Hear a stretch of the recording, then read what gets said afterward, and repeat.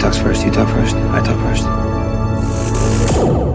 Welcome back, everybody, to the Han Talks First channel, a Star Wars show made by Star Wars fans for Star Wars fans just like you. And today we're talking about the making of George Lucas's Star Wars and how it became the story we know and love today.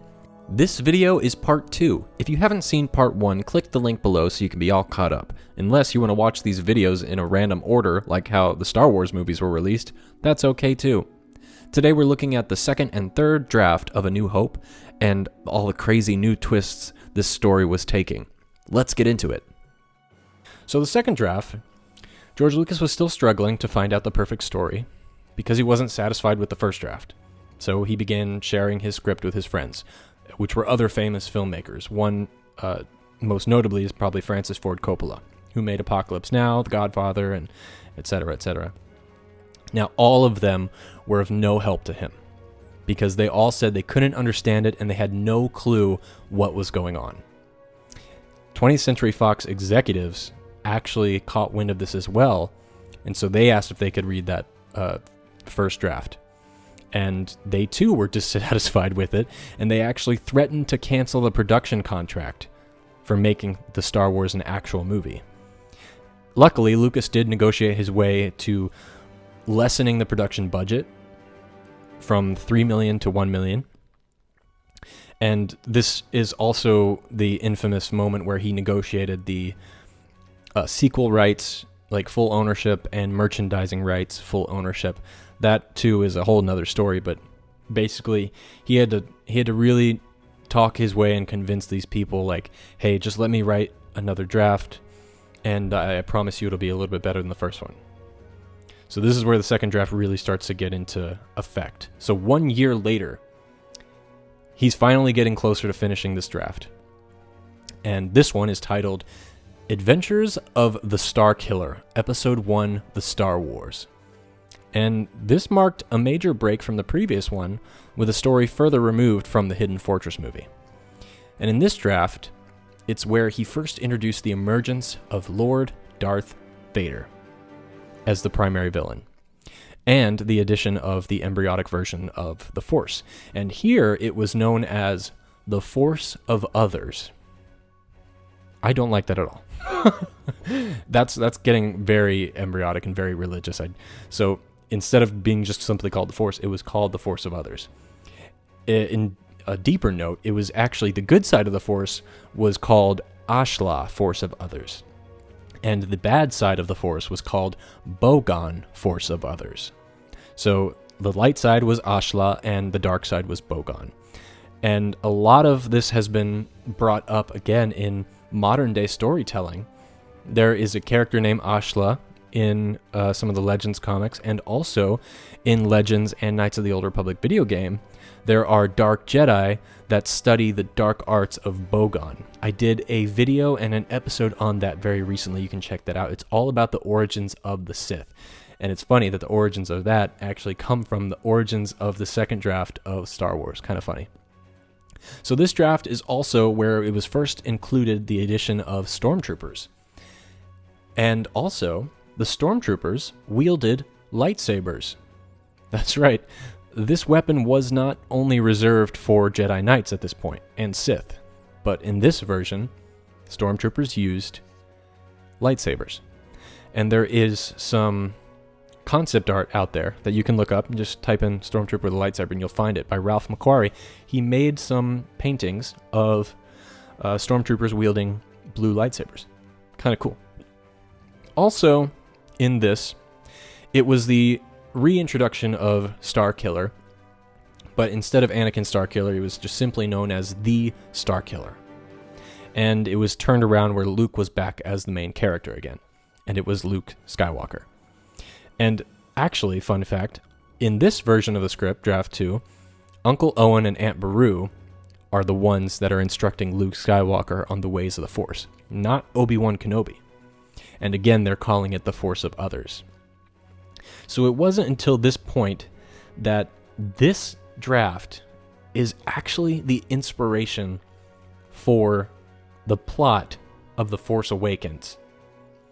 Let me go a little further in that and explain to you why. So the main plot element of this this draft was that Luke Skywalker's mission was he receives a message from R2-D2, and in it is a kyber crystal and a map, and he has to take this kyber crystal to the Star Killer on the planet Organa Major, where Star Killer is in hiding. And in doing that, he can give him the lightsaber, or give him the crystal to make a lightsaber, and then they both go together to the Death Star, to the Death Star, where they defeat Vader and blow up the Death Star, similar to the modern day one.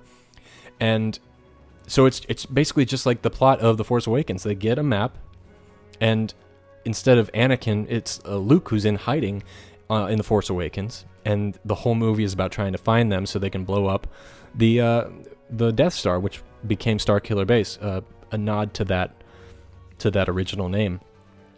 And on top of that, in this movie, in the second draft, the way you're introduced to Han and Chewie is the same exact way that you're introduced to them, or reintroduced to them, in The Force Awakens. Kind of funny, huh? J.J. Abrams definitely went through the archives at Lucasfilm, read this version, was like, I could totally make this its own Star Wars movie, and no one will ever know. But guess what, JJ? We figured it out. Right here on Han Talks First, we exposed you. You are exposed. Your secrets are revealed. But, and honestly, he took a lot of ideas from the third draft as well, which we will get into right now. So let's talk about the third draft of Star Wars. So in the third draft, George Lucas really hammered a lot harder by taking out a lot of the characters that were kind of just, filling the story up, but with too much nonsense. And he tried to declutter a lot of this disjointed story, because it was still, at this point, confusing to a lot of people. And the people that he showed it to still could not understand the ideas that he was trying to get across and what the basic story was. So this is where he started to look at the works of the mythologist Joseph Campbell as a guide to shape the story. There's a quote here from George Lucas that says, "About the time that I was doing the third draft, I read The Hero with 1,000 Faces, and I started to realize that I was following those rules unconsciously. So I said I'll make it fit more into that classic mold." And it was also at this point that George Lucas decided to hire the concept artist Ralph McQuarrie to create concept paintings for his project. Now, if you guys aren't familiar with The Hero of 1,000 Faces, this is where the writings of the hero's journey comes from. The classic way of storytelling that we're all taught in high school, middle school, whenever we learn it, that it was kind of annoying at the time because we have to read books like the Odyssey and the Iliad. That kind of is what makes that mythology based off of, is that form of storytelling. And this book was written a little bit before that time, in the 70s, when he was writing these drafts. And so he really decided, okay, the way I can clean this up is by following the works of Joseph Campbell. He actually met with Joseph Campbell and interviewed him to get help when writing the story. And Joseph Campbell has actually gone on record saying that, Star Wars is the prime example of what I was talking about in modern day mythology and writing this kind of story. And Joseph Campbell also says that he really enjoys Star Wars, and he got to help George Lucas kind of come up with some of the story beats, which is really cool.